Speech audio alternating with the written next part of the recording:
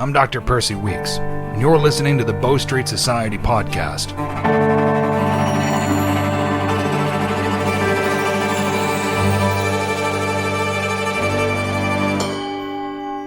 Hello everyone, I'm DG Campbell. I'm Richard A. Boxshall. And welcome to our second show. It's September and we have a packed episode for you. We will be talking about the new Bow Street Society mystery book, The Case of the Maxwell Murderer, which came out on the 6th of September. It's available on Amazon either as an ebook for the Kindle device or as a paperback. My paperback actually arrived on the day of release, which I was very happy about. We will be taking a look at the history of Bow Street in the second of Richard's reports, and there is a character interview with Joseph Maxwell later on in the show. Also, there is an interview with the hosts of the wonderful Dark and Stormy Book Club podcast, a show that looks at mystery, thriller and true crime books. Tani was interviewed on their show in 2018, and it's definitely worth a listen. A link to the Dark and Stormy Book Club website is included in the show notes, as well as a link to the specific episode she appeared in. Those of you who subscribe to this podcast will have seen an unexpected bonus show pop up in your feed last month. We won't be doing that every month, but when there is something worth mentioning, we will put out the occasional extra episode. So please do subscribe using whatever device you use. The simplest way, if you have a smartphone, is to subscribe using either the Apple Podcasts or Google Podcasts apps, both of which are available for free, although we are available on multiple platforms, including Spotify and TuneIn Radio. Now it's time for an update about where you can catch up with Tani soon in the Holborn Herald. I am now a volunteer social media ambassador for Box Vision, which is a charity local to me that helps blind and visually impaired people.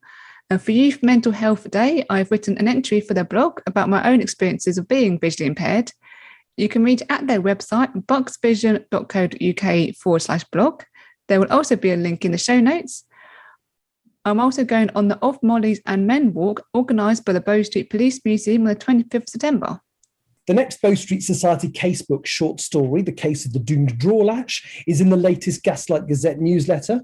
This is the first part of the story. If you subscribe after this date, but would still like to follow it, drop Tani an email at info@bowstreetsociety.co.uk with the subject line Doomed, and she will email you the first segment of the story so you don't miss out. And tickets are also available for the two multi-genre book signing events that I will be taking part in next year. The first being the Commonwealth Comes to Birmingham Orphan Readers Event 2022 on the 16th of July, and second being the Books on the Beat event in Blackpool on the 20th of August. The Birmingham event tickets are only £5 each and allow unlimited entry for the entire day. There are links on my website that will take you to where you can buy your tickets. So now it's over to Richard for part 2 of his look at the history and historical impacts of Bow Street. Hello and welcome back to Bow Street in the year 1896. Last time I was standing outside the courtroom building. This time I'm sending you this report from inside a cell in the police station, which occupies the adjacent part of the same building. It seems like the lady I met last time took exception to me buying her soap as a gift and told the police I was a crazy man out to get her. They immediately arrested me and threw me into this lovely hotel room with ensuite bucket. Rather like the prisoner next door, it stinks of urine and worse, and the walls do not look like they have ever been cleaned. I will try and continue this report uninterrupted, but unfortunately I'm in the cell next door to a drunk called Mad Bob, so there may be the occasional unavoidable interruption from him. Shut your mouth, I've got a headache. See? Last time we looked at the foundation of the Bow Street Magistrates Courts, not yet in the famous location at number 28 Bow Street, but at number 4. Our story ended with the death of Sir John Fielding, who held the position of magistrate until 1780, leaving a less corrupt and fairer system of justice in place. However, the year in which he died was literally a riotous year, with 400 people being killed, 150 houses and shops destroyed, and the Bank of England being attacked in one single event in June, the aftermath of which saw the courtroom itself attacked. Property from the building was taken outside and burnt. The landlord of a nearby public house, the Brown Bear, sought to calm things down by giving out free gin, but it had the opposite to the intended effect. Newgate Jail was torched and the rioters set the prisoners free. There were several factors in this era that led to a breakdown of law and order on the streets of London. there was a major rise in crime rates that were exacerbated by the recent American War of Independence. Firstly, there were a lot of unemployed soldiers that were no longer required now that that war was over, and secondly, the British had been sending their convicted felons over to America and were no longer able to do so. This meant the prisons became full, and also some convicts were still being sentenced to transportation as a sanction, even though there was actually nowhere to send them. The authorities effectively lost control of the streets in the riots in 1780, and the government's response was to create a government department called the Home Department in 1782, which was primarily responsible for law and order. One of the very first acts of this new department was to fund new salaried foot patrols. The idea came from Sampson Wright, who was John Fielding's successor as Chief Magistrate. The new foot patrols were armed, and their principal job was to prevent highway robberies. Based at Bow Street, these 46 men were split into groups who regularly patrolled the main routes in and out of the city each and every night. Oi, you in there? You want a drink? Well, I'd love a cup of tea. Stand against the wall. OK. There you go. Thank you. Oh. Well, it's brown and hot, but I'm not sure I'd call it tea, though. Oh, God, what is this? Has it ever actually seen a tea bag? What's a tea bag? Like or lump it, mate. Oi, Bob, drink. Brandy! Please, officer. I can do tea. I wouldn't call this tea. It's got lumps floating in it. Shut it. Bob, there's no brandy. Bugger off then. Fine. In 1785, the Home Department tried to pass a new bill. It was snappily titled, "A Bill for the Further Prevention of Crimes and for the More Speedy Detection and Punishment of Offenders Against the Peace in the Cities of London and Westminster, the Borough of Southwark and certain parts adjacent to them." It failed for a large number of reasons. Part of the bill aimed to create paid police commissioners throughout the city, but the Lord Mayor saw this as an infringement of his own powers and authority, as did the various magistrates across the metropolis. The bill was never passed, but 7 years later the Middlesex Justices Act did make it through Parliament, and it did contain some elements of the 1785 bill. Public offices were created, allowing magistrates, and only magistrates, to administer criminal law throughout the city. And the Act also increased the power of the police forces. The new structure was based on the example that had been set by John Fielding at Bow Street. The model he created was now duplicated throughout London. Bow Street itself was in a privileged position due to its link to the Home Department, but this was a double-edged sword. Because the Home Department funded the runners, they also sought to use them for additional tasks not in their original remit, and soon the runners were engaged in other duties, such as investigating threats to national security. As a result, they spent a lot less time giving evidence in court, but by and large this model of policing was used from 1795 until well into the next century. However, the magistrate Joel Colquhoun persistently argued that there ought to be one professional police force operating in London rather than each magistrate employing his own men. People who disagreed argued that it would be the first steps to a totalitarian state, but in 1798 Colquhoun created the Thames River Police to protect cargo coming into the city, and he even opened a police station in Wapping, the very first police station in the world. In the early 1800s, crime rates diminished and the runners also went into decline. The 1792 law creating new patrols meant that these men did a lot of the work that the runners had previously done. The responsibilities decreased further when the Home Department, now also known as the Home Office, finally created a unified police force to operate across the city. The Metropolitan Police was established in 1829 and further reduced the role of the policing carried out directly on behalf of the Bow Street magistrates by the runners and patrols. In fact, over the next few years, the patrol was absorbed into the police force, leaving only the runners, who were still used primarily by the Home Office anyway. Like all government departments, the Home Office was concerned about how much money was being spent, and by the 1830s they had considerably reduced the funding available for the runners. Then, in 1834, a parliamentary committee suggested that the runners should be incorporated with the Metropolitan Police as quickly as possible. This never actually happened, but another committee 2 years later finally resulted in the renewal of the Police Act, which expanded the powers the new force had been given in 1829, making the Bow Street runners redundant. They had managed to coexist with the new Metropolitan Police for 10 years, but now, finally, they were defunct. In the final part of this look at Bow Street and how it influenced the creation of the police force that we know today, I will look at the creation of the Metropolitan Police itself. What happened to change attitudes away from thinking it would be a bad thing, the sign of a government trying to exert unnecessary control over its people? Find out next time. That's if I ever get out of here. Officer! Officer! What's going on now? There's nobody there. They're going to leave us here to die. Don't be ridiculous, Bob. No, they're not. That's the alcohol talking. Alcohol doesn't talk. And if it did, it would only say one thing. I'm not sure I should ask, but what would it say? It would say, drink me, Bob. Put me in your mouth and down your throat. Shall we sing a song? No. This little pig went to market. This little pig stayed at home. Oh, for God's sake, shut up! I'll see you all next time if I don't commit a murder before then. Bob, will you please shut up? Shut up, for God's sake! Get some sleep or something! Bob, shut the f*** up!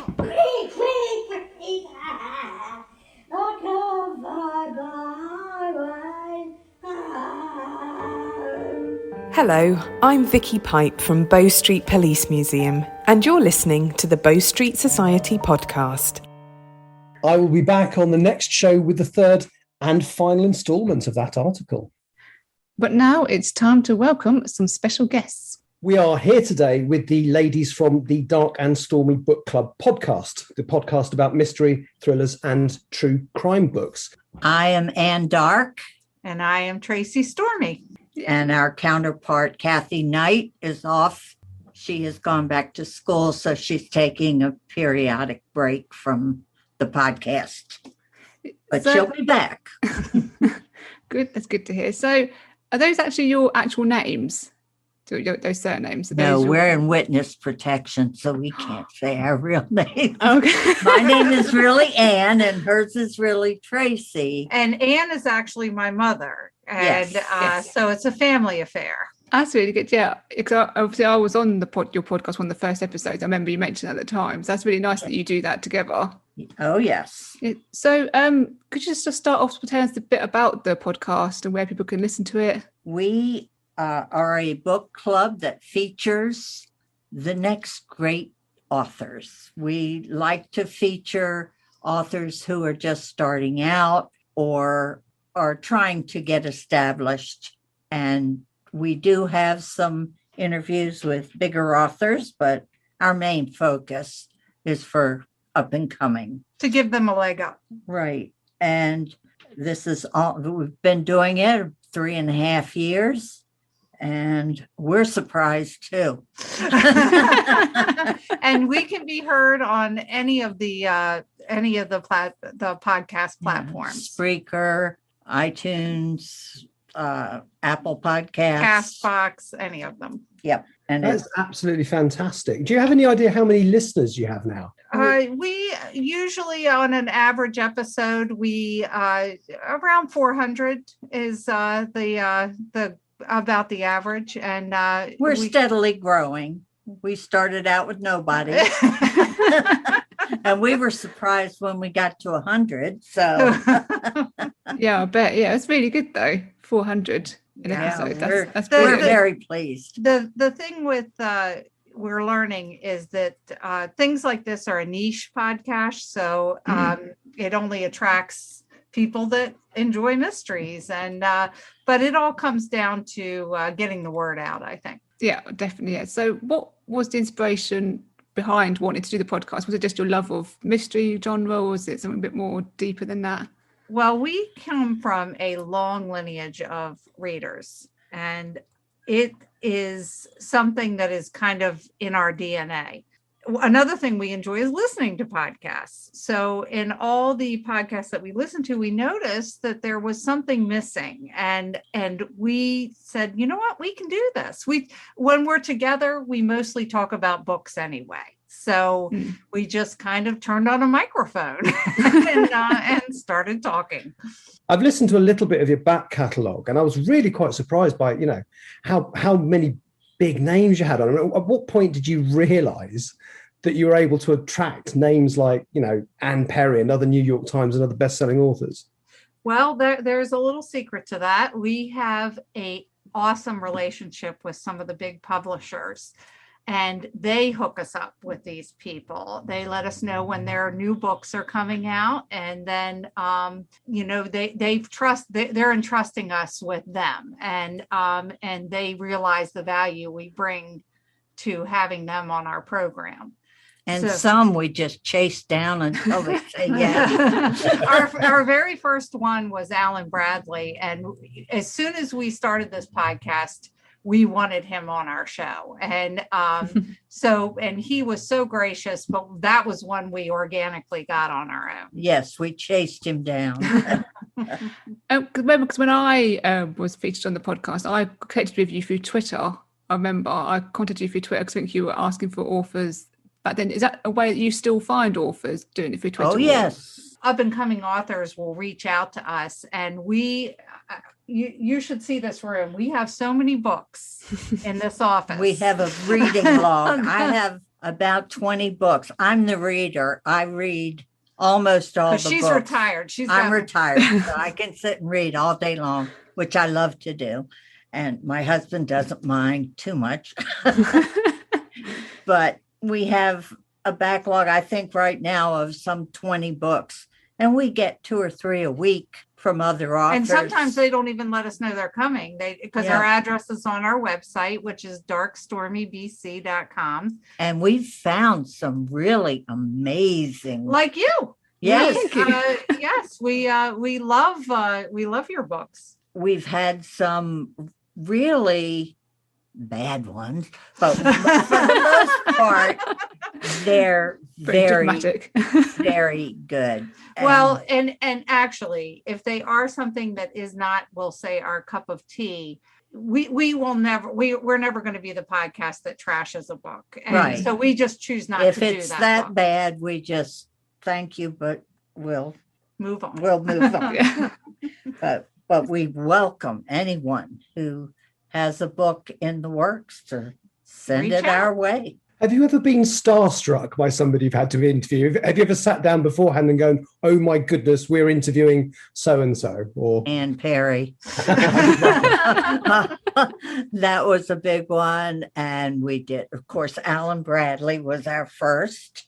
Mm-hmm. And then we did Laura Lippman and Ann Cleese. We were thrilled to get her. Reese Bowen. I mean, we've done so many that we have a wish list, and we tick them off as we're able to do. And we have had a few that have told us that they'd rather not, that they're not tech savvy and they just don't want to do it. But especially some of the older ones. Yes, but for the most part, people are very gracious and very willing to come on and talk about their books. You said earlier on that you created the podcast as a leg up to like up and coming authors. So is there anybody that you featured on the podcast which has then become more established after that? I would say Samantha Downing. She wrote a fascinating book and we liked her very much. She has her 4th book coming out now. And we've actually, there's an author called Edwin Hill who writes a great series. And he actually has, in his notes section, has thanked us for having him on the show. And we've become great friends with him. Yes, he's one of our So that favorites. was our big claim to fame, that we're actually mentioned in a book. That's brilliant, yeah. Yeah, it's lovely. Yeah. I know that on your newsletter, I talk about because you do the podcast, obviously, but I know you do a monthly newsletter as well. So you feature short stories in that. So can you just tell us like how authors can submit theirs, and also do you know of any authors who have had their short story featured in the newsletter, which have then gone on to be picked up by a publisher or an agent? If they go on our website, which again is Dark Stormy BC, all the directions are there on how to submit a podcast and the parameters of what we accept. And a short story, you said podcast. Oh, okay, for a short story. And or they can just email darkandstormybookclub@gmail.com we do not require you to be a published author. We don't, let us be your first publisher. We would love to read your stories. And for the most part, we don't necessarily have anybody that went on to any great fame, but we do have some established authors that have compilations, and they've sent us part of that compilation. Oh, that's brilliant. So you mentioned the website, and where else can sort of listeners and readers connect with you? Well, we're on Twitter at Dark Stormy BC, and we're on Facebook at Dark and Stormy Book Club. That's about as far as we go. We haven't figured out the whole Instagram. We're working on that one. We keep being told that that's the direction we need to go, but we're not there yet. I read somewhere you have a Goodreads book club as well. Oh yes. And that's Dark and Stormy Book Club, and that we put every episode on there as a post, and we're growing our group there also. So, and we also we have a Patreon where the listeners on there get extra content, and they also get special show notes from the show, and they really appreciate those. We interact with them quite a bit. Anne and Tracy, the podcast is an absolute pleasure. It's very, very obvious that you really, really enjoy doing it, and that comes across in the finished product. Thank you so much for taking part today. Yeah, thank you very much. Thank you for having us. You're our first interview. We are thrilled. And we wish you all the best of luck with this new endeavor of yours. Hello, I am Miss Rebecca Trent, and you are listening to the Bow Street Society podcast. As it is the week that the fifth book in the Bow Street Society series, The Case of the Maxwell Murder, has only literally just come out 4 days ago, if you're listening to the podcast on the day of release, it seemed rather appropriate that maybe we ought to talk to the author of that book, T.G. Campbell. Tani, hello. Hello, thank you for having me. No, you're absolutely welcome. So I'm going to start by reading the blurb from the back of the book. It's the fifth book in the series, and it goes as follows. A month has passed since the dramatic events at the Walmsley Hotel, but both the Bow Street Society and Scotland Yard continue to reel from their repercussions. Guilt-ridden over the Society's part in the suspension of Inspector Conway, Miss Trent is doing all she can to help whilst maintaining the veil of secrecy around their mutual friend. Yet even they hadn't foreseen the tragedy that is about to occur. A tragedy that will shock the Bow Street Society to its core, the case of the Maxwell murder. And you're going to read a little bit of it, aren't you, for me? This is from not quite a third of the way through the book. Does that sound like right? It's probably about a quarter of the way, I think, through the book, yes. And it's just as, obviously, there's quite a lot of stuff going on in this story. So this is where things go kind of up a notch, don't they? Yeah, just a little bit, yeah. Mr. Joseph Maxwell's eyes were uneasy as he closed the parlour door with a furrowed brow and a bowed head. Lingering a moment with his hand upon the knob, he then rubbed his throat beneath his Adam's apple, meandered toward the stairs, and reached for the handrail. "Sir?" Mr. Maxwell's head shot back as he jolted at the sound. Looking sharply over his shoulder, he smiled weakly. "Oh, Mrs. Bradshaw." He faced her with his hand upon his chest. You startled me." "Forgive me, sir." Mrs. Bradshaw held out a pile of letters. "The evening post came but a few minutes ago." "Right." He took them from her. "Thank you." Noticing the topmost envelope had a typed address, he then flipped through the others.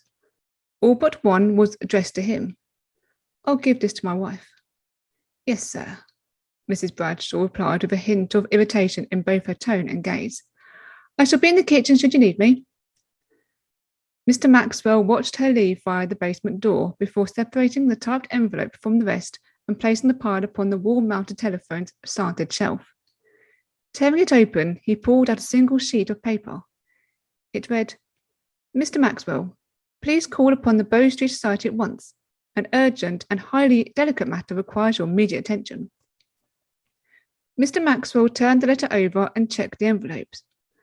Furrowing his brow when he found nothing more, He checked his pocket watch and saw it was 31 minutes past 7. Another read-through of the letter seemed to convince him of his next course of action, though, as he switched it for his wife's, entered the parlour and closed the door. Frowning, he emerged empty-handed a few moments later and strode out the front door. Plucking his coat and scarf from the stand on the way, he came to an abrupt halt upon finding the street was empty. He went to the pavement and, looking up and down the cobbled road, knitted his brow and scratched his head. Searching his pockets for the letter, he released a soft sigh as he realised that he'd left it on the telephone shelf and went back inside. With the front door left wide open still, he retrieved and reread the letter. Please call upon the Bow Street Society at once. He returned to the front door, leaned out and peered up and down the street once more. It was as quiet as the grave. Returning to the telephone, he put the letter back upon its shelf, plucked the receiver from its cradle, and instructed into the mouthpiece, "The Bow Street Society, please." Silence. "Hello?" He tapped the cradle several times and repeated in a louder voice, "Hello?" Hearing the rustling of skirts behind him, he glanced at Mrs. Bradshaw. "Is the telephone broken?" "I wouldn't know, sir. I've never used it." Mr. Maxwell frowned, replaced the receiver, and strode back out the front door. "I have to go out, Mrs. Bradshaw. I have my latchkey." "What shall I tell the mistress, sir?" Mr. Maxwell stopped and turned wide-eyed. "Yes, the mistress." He rubbed his throat. "Tell her it's both society business and not to wait up for me." He then slammed the door and hurried away. And that really is the pivotal point in the story. It's where things start to happen. As a reader, I had already certain expectations in my head. There's the bit where he looks out the door almost as though he's expecting something. And Yes. if you know the way the society works, which if you've read the other 4 books, you know why he looked out the door, and already you're starting to think, that's a bit odd. It's a really, really enjoyable read. I was lucky enough to be one of your beta readers. And so I have read not quite the finished version. And I think anybody who's enjoyed the books up until this point is going to really, really enjoy this one, because it's a crucial book in the series and it brings many ongoing threads to the fore and even brings some of them to a climax. So how on earth did you go about plotting such an important book in the series? Well, like all the books that I write in the series, I started off with sort of the main mystery, and then obviously with the continuation of the various plots, sort of put those subplots within my main plot plan I have for the book. But obviously with this particular plot line for this book, because it does concern a particularly sort of characters particularly close to the society itself, that plot was actually started and planned right from basically book 2, with certain characters when there were certain characters introduced. But really, it's the way I plotted this book is very much was dictated to by the characters and how they needed to move forward in their own stories and how they behaved and how they interacted with each other, because they are all characters that readers who follow the series know and love and have certain expectations of. So very much it was sort of dictated to by their interactions, where they've come, where they've been up to this point. The first book in the series, was there intended to be a big ongoing storyline, or did that grow from some of the things that happened in the first book? In terms of the particular character, it was not my intention to actually have them as and being at the centre of such a big plot line and being such a big pivotal book in the series. It very much was created as a bit more of light humour and just a bit of light relief, really, within sort of darkness of a murder mystery. It wasn't really, say, until book 2 when he had a certain interaction with somebody in his family that actually that gem of an idea sort of started in the back of my mind. And then I sort of decided, well, okay, this is where I want to have, where I want to lead that character. So from that point on, so books 2, 3, and 4 were very much planned with that in mind, to actually have it all come to a head in book 5. But originally, this particular character, I think you mentioned Joseph Maxwell, he was very much created as, say, initially just as a bit of light relief, clumsy idiot, basically. He was just there to give you a bit of a chuckle, to sort of distract you a little bit from the dark events that do happen in the first book. But I never really envisioned him becoming such a big part of this plot until, let's say, book 2. One of the important plot threads in this story is the continuation of the storyline of Inspector Conway. At the end of the previous book, he got into quite a lot of trouble at work for his handling of the Walmsley Hotel murder, and indeed his allowing the Bow Street Society to get involved in it, or sharing information with them, should I say. And in this story, he ends up facing a disciplinary board. How hard was it to research that disciplinary board to make it as accurate as I know you wanted it to be?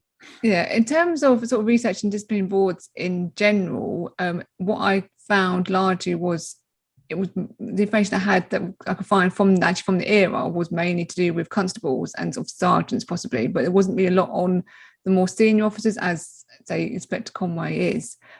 So very much the information I did find was from officers who had some experience of that, but who were writing sort of the early 20th century.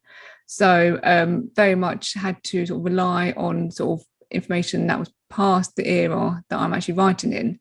I think that very much comes from the idea that obviously these sort of things would have happened, but it's very much you get this idea that it wouldn't necessarily be recorded.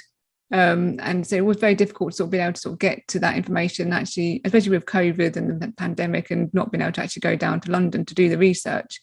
So I had to sort of got to a point where I could just get the basic information about how the discipline board was set up.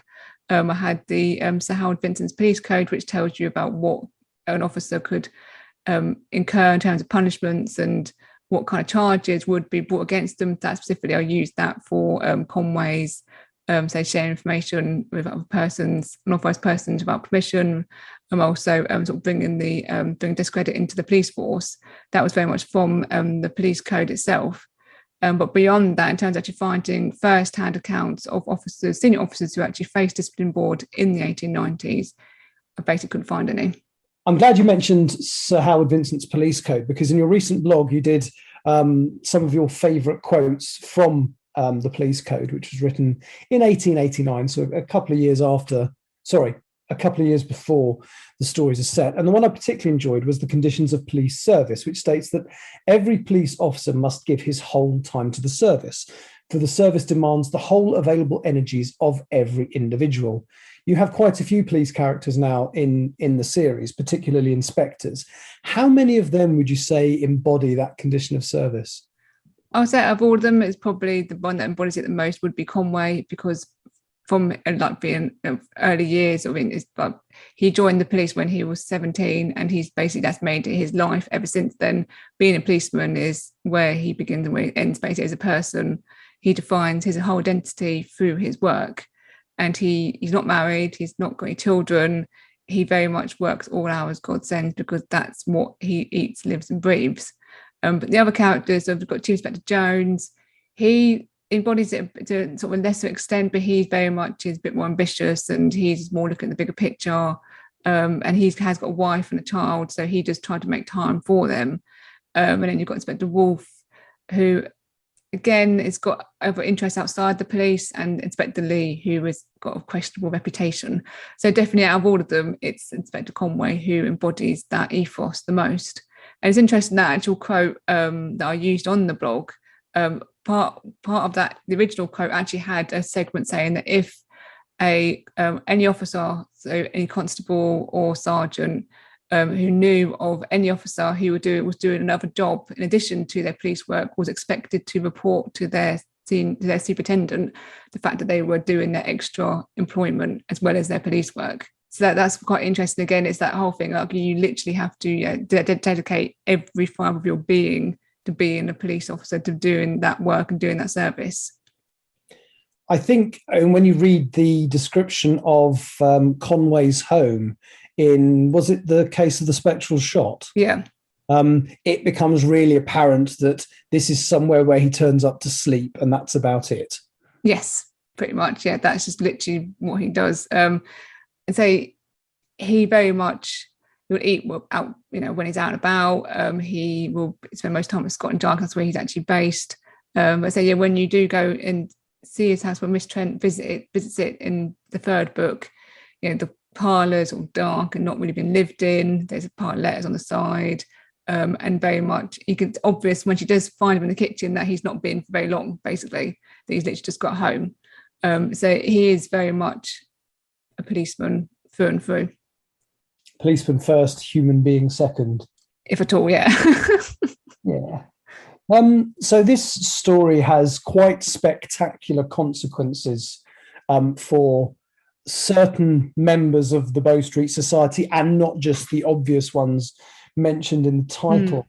How do you think what happens in this book, without giving too much away, will impact the Bow Street Society in future stories, in book 6, which I assume you're already thinking about? Yes. I'm very much already thinking about book 6. In terms of the Bow Society, but not just the Bow Society, though, I think in terms of all the characters, the dynamics between all the characters is going to change dramatically in light of the various events that happen in this book. A lot of revelations are made, not just about the main mystery, but also about other subplot lines that are going on. If you've been following the series, you'll know what they are. And it's very much going to be, there's going to be shift in attitudes. There's going to be, shift in dynamics between the characters, but also how those characters are perceived by others, not just within the Bow Society, but also in their workplaces and things as well. So it's very much, I think book 6 is definitely going to be a different kind of landscape in terms of character relationships. And it's going to be interesting, I think, for the reader and also for me as a writer to actually explore that shift in more detail in book 6 and the books coming after that as well. I mean, one relationship I'm really interested to see how it changes, and I can't actually say who it is because it gives too much away, but it's Sam Snyder and one other. Yeah. I'm really interested to see how Sam's perception of this other character changes, whether he will give them a little more leeway, maybe, I don't know, as a result of everything that happens in this book.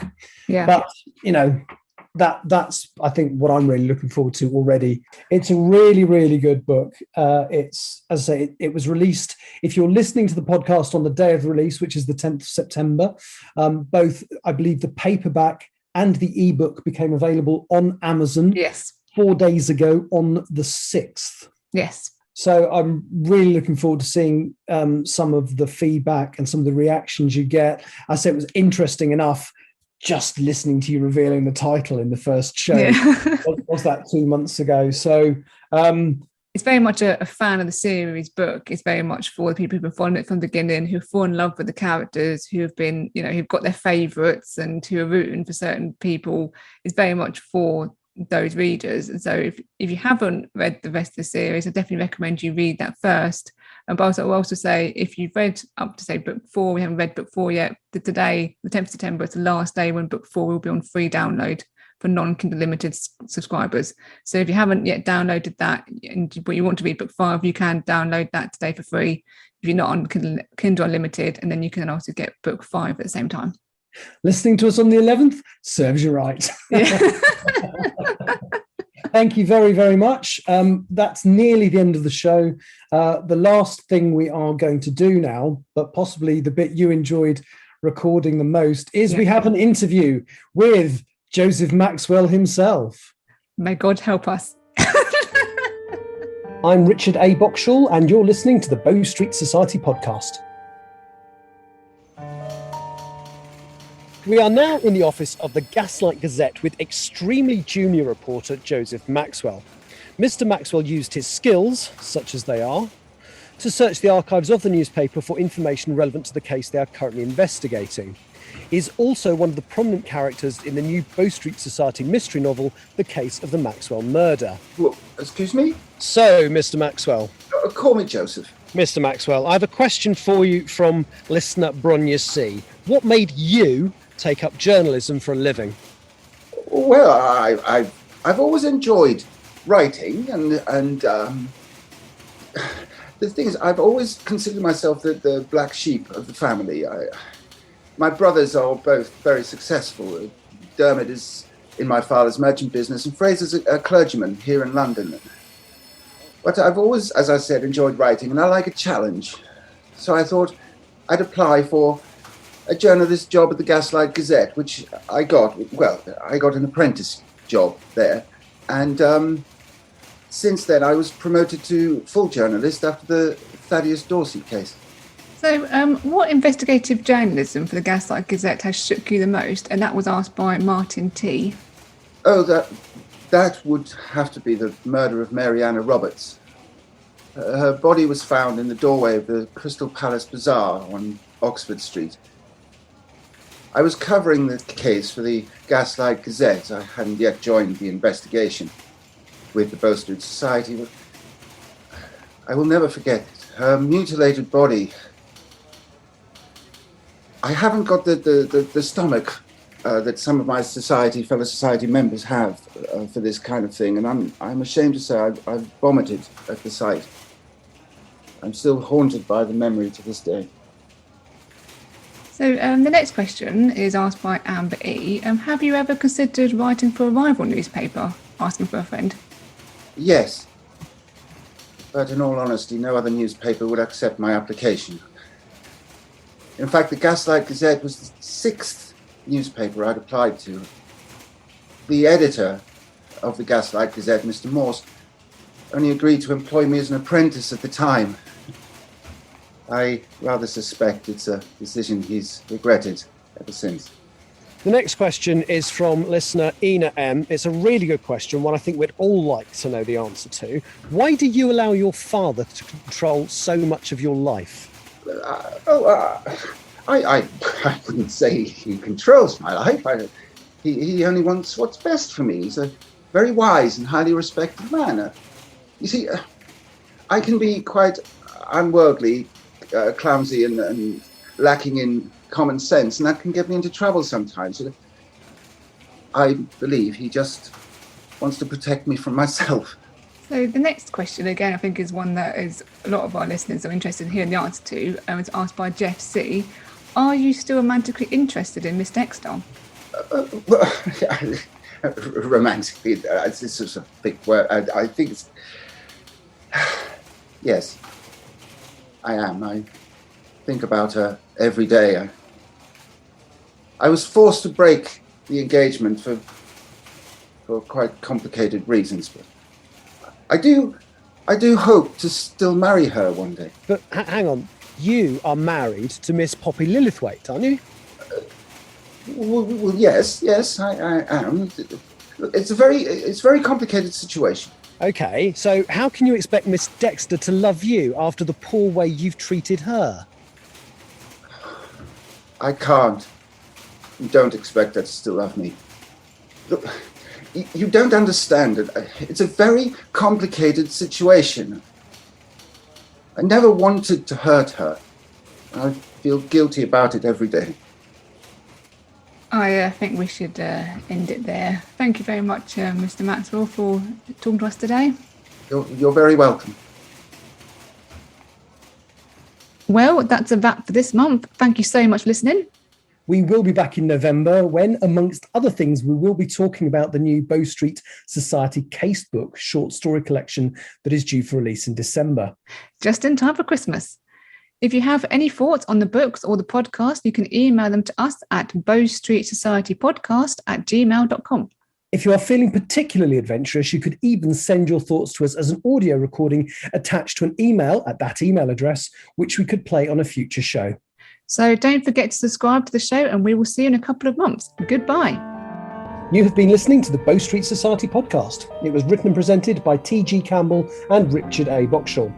Special thanks to all the contributors, including Sabrina Poole, Phil Rowe and Jaden Brandliff. You can find out more about the Bow Street Society series by T.G. Campbell at bowstreetsociety.com. You can also find out more through social media. Search for Bow Street Society on Facebook, Twitter, Instagram and YouTube. Thank you for listening. All podcast content is the intellectual property of T.G. Campbell.